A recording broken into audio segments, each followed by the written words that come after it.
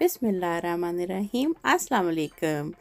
चलें आज मैं अपना व्लॉग जो है वो इस तरह से शुरू करती हूँ, बदपरहेज़ियाँ करके।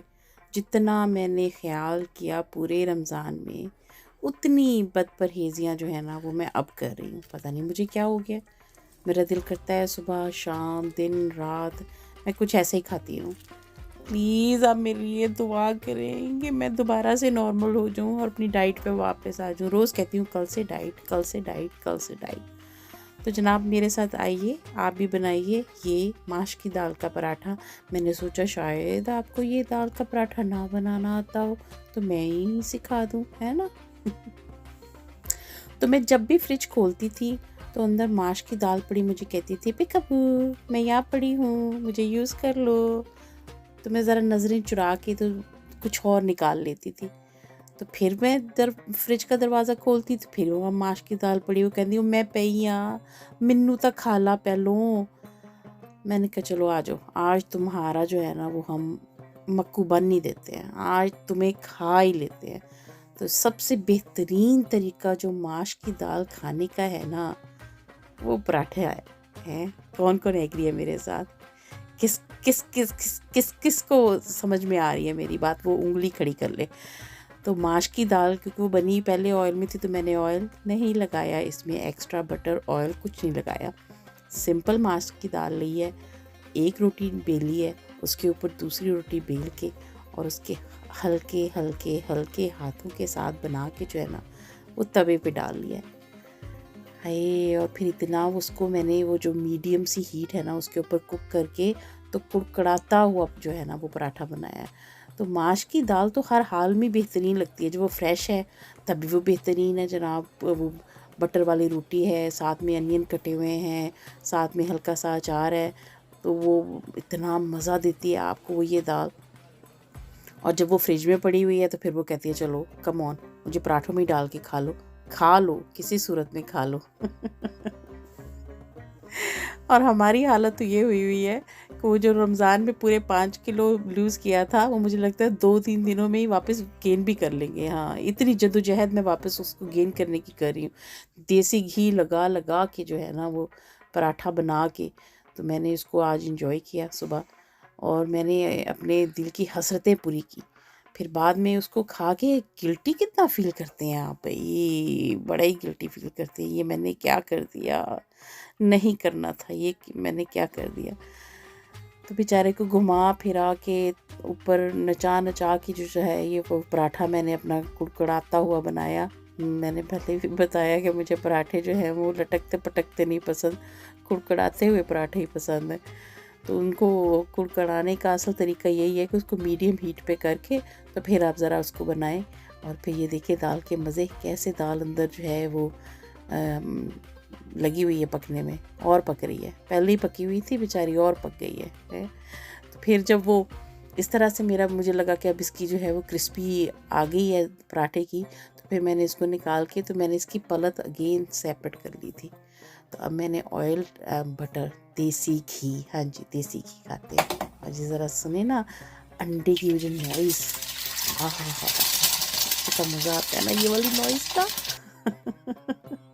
अगेन छोटी छोटी खुशियाँ ना, हमने क्या करना है भाई, यही खा पी के तो 4 दिन ज़िंदा रह के ऐसे ही चले जाना है, खुश हो के ये भी खाया था वो भी खाया था कर कर आके चले जाना है। तो मेरा ये नॉन स्टिक का तवा है तो मुझे कोई प्रॉब्लम नहीं है, अंडा बेचारा जुड़ेगा टूटेगा फिटेगा, इसको जैसे मर्जी हिला लो जुला लो वो बेचारा ढीठ हुआ रहता है। कहता है तू तब रखे है मैंने नॉन स्टिक दे तवे दे उत्ते मैं की टुटा, मैं किथे क जुड़ा है ना। तो बेचारा बिल्कुल नहीं जुड़ता है, वो आराम से पक के जिस हिसाब का मुझे चाहिए, जिस कंसिस्टेंसी, एक तो लफ्ज़ भी नहीं बोले जाते हैं ना, कुछ ज़्यादा खा पी रही हूँ ना तो लफ्ज़ मुंह में फंस जाते हैं।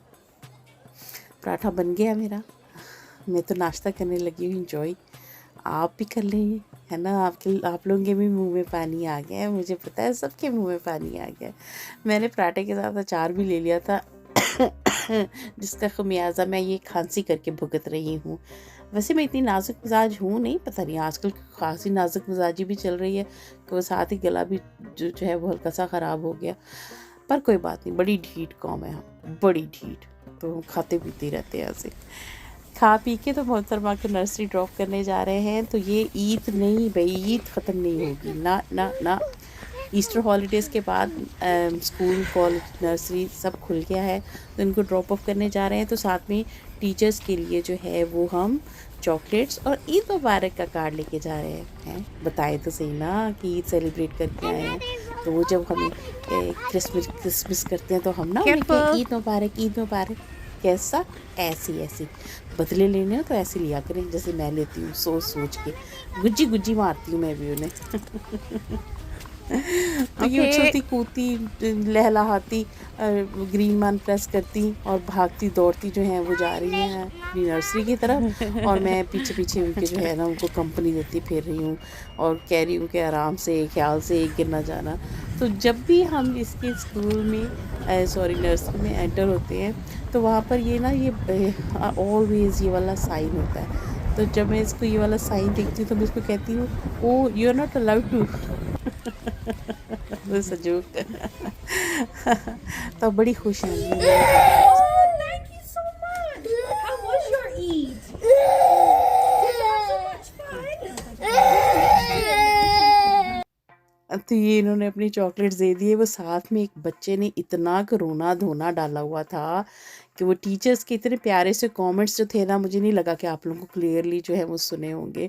बड़ा वो अप्रिशिएट करते हैं इन चीज़ों को और इनकरेज भी करते हैं मल्टी कल्चर्स को। वो एक दूसरे को समझाते और बताते भी हैं, which is very good thing, है ना।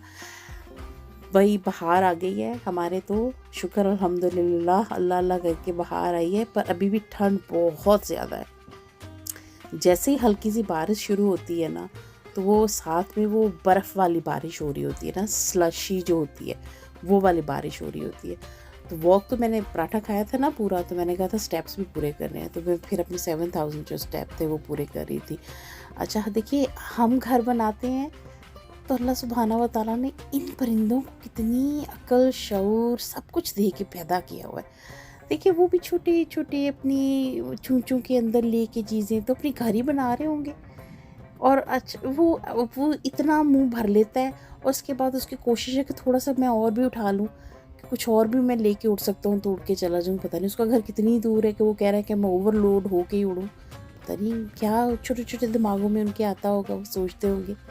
तो मौसम अच्छा है तो लोग अक्सर यहाँ पर जो हैं वो वॉक के लिए निकलते हैं। तो हर गोरे ने जो है, एक नहीं तो दूसरे ने, तो हर किसी ने कुत्ते रखे हुए होते हैं ना, तो उन्होंने अपने कुत्ते लेके निकलना होता है वॉक के ऊपर। तो हम अपने आप को लेके निकल आते हैं वॉक। इतने प्यारे फूल खिले हुए हैं हर तरफ, अब पता चलता है कि बहार आई है। तो वो एक दिन धूप का लगता है ना, तो ऐसे हर तरफ जो है वो फूल ही फूल और ग्रीनरी और इतना प्यारा मौसम हो जाता है। अच्छा, इसको मेंटेन वो बहुत तरीके से करते हैं। ये नहीं है कि वो खुला छोड़ा हुआ है हर चीज़ को ना, बेबहार के जैसे उगते उग जाओ, नहीं, हर चीज़ को एक लेवल के साथ, एक तरीके के साथ लेकर चलते हैं। इनके सिस्टम हैं कि इनके एरियाज़ हैं कि आज इसकी क्लीनिंग होगी, ग्रास कटिंग होगी, पूरा जो है वो अपनी जो काउंसिल्स होती हैं, जो हमसे ये लोग टैक्स इतना लेते हैं, तो टैक्स हम पे ही वापस लगाते भी हैं, जो नज़र आ रहा होता है कि वो लगा रहे हैं। जैसे अगर वो हमसे टैक्स लेते हैं तो NHS में फ्री जो है वो सारी मेडिसिन और ट्रीटमेंट्स और हर चीज़ प्रोवाइड कर रही होती है। अगर वो हमसे रोड टैक्स लेते हैं तो हमारी रोड्स इस तरह से साफ़ होती हैं। अगर वो हमसे इंश्योरेंस ले रहे होते हैं तो फिर अगर हमारी गाड़ी डैमेज हो जाती है तो वो हमारी कार्स को जो है वो ठीक भी करवा के देते हैं। यानी हर चीज़ अगर वो ले रहे होते हैं तो उसका रिटर्न हमें नज़र आ रहा होता है। तो ये तो मेरी वॉक हो रही थी डिफरेंट डिफरेंट प्लेसेस से, जिस जिस जगह से मैं गुजर रही थी, तो मैं आप लोगों को भी साथ साथ दिखा रही थी कि इतनी खूबसूरती है, इतनी क्लीन है हर चीज़, और इतने तरीके से उसको बनाते हैं सोच के। अब जैसे ये आप जो है इस वक्त यहाँ यानी इस एरिए पे इन्होंने ग्रास कटिंग कर रहे हैं। अब आपको क्या वो इस तरह से इन्होंने डिवाइड किए हुए हैं अपनी जॉब्स को, पूरी एक सिस्टम के साथ जो है वो हो रही होती है इनकी अभी टाइडिंगनेस। गाड़ियाँ फिर रही हैं, उठा रहे हैं। आज यानी इन्होंने इस एरिया को साफ़ करना था, तो इनके एरियाज़ होते हैं रेगुलरली समर में जो है वो इनको हर 4 वीक्स में ये ग्रास कटिंग करनी है। फिर ये एम्बुलेंसेज आ जाती हैं। ये वाली एम्बुलेंस जो है ये पेशेंट्स को उठाती है, हॉस्पिटल पिक एंड ड्रॉप देती है। रेगुलर जो पेशेंट्स हैं जिनकी अपॉइंटमेंट्स हैं उनको लेती है, ड्रॉप ऑफ करती है। ये मैं दिखा रही हूँ इसी ग्रास कटिंग में एक और मशीन जो है उनकी हेल्प कर रही है। यानी इतने सिस्टमेटिकली ये लोग काम कर रहे होते हैं ना, और बहुत अच्छा लग रहा होता है। अच्छा, ये वाली जो एम्बुलेंसेज खड़ी हैं, ये वो वाली एम्बुलेंसेज है जिनको कि आप फ़ोन करते हैं और कहते हैं कि इमरजेंसी है, वी नीड हेल्प नाउ। जैसे हमारे यहाँ हम लोग 999 है उस पर कॉल करते हैं तो वो फ़ौरन से पहले जो है वो आपको हेल्प के लिए आ जाती हैं। तो ये वाली एम्बुलेंसेज जो है वो सबसे पहले फास्ट सर्विस ये एम्बुलेंसेज आती हैं। अगर बहुत इमीडिएट केस है तो डॉक्टर्स की जो है वो वहां आ जाती हैं। अच्छा, फिर अल्लाह की देखिए शान, इतने खूबसूरत फूल, इतने प्यारे रंग, एक फूल दूसरे फूल से नहीं मिलता है। कितनी खूबसूरत है वो, ये फ़बिय्यी आलाहि रब्बिकुमा तुकज़्ज़िबान। और अल्लाह सुब्हाना व तआला की किस किस नेमत का शुक्र अदा कर सकते हो आप। ये देखिए कितने प्यारे कलर्स हैं, इतने रंग हैं, इतनी अल्लाह की वो मैं कहती हूँ शान नज़र आती है ना एक एक चीज़ के अंदर। तो ये तो था आज का पूरा दिन हमारा जो इतना खूबसूरत गुजरा, मैंने आपके साथ शेयर किया। फिर रात को हमने ये पास्ता खाया और इन्जॉय किया और खा पी के जो है रज रजा के तो हम सो सुला गए। उम्मीद है आपको मेरा आज का व्लॉग भी अच्छा लगा होगा। आप मुझे ज़रूर बताइएगा आप किस किस्म के व्लॉग्स देखना जो है वो पसंद करेंगे। So please share, subscribe and like and keep watching me. I will see you in the next video. अल्लाह हाफिज़।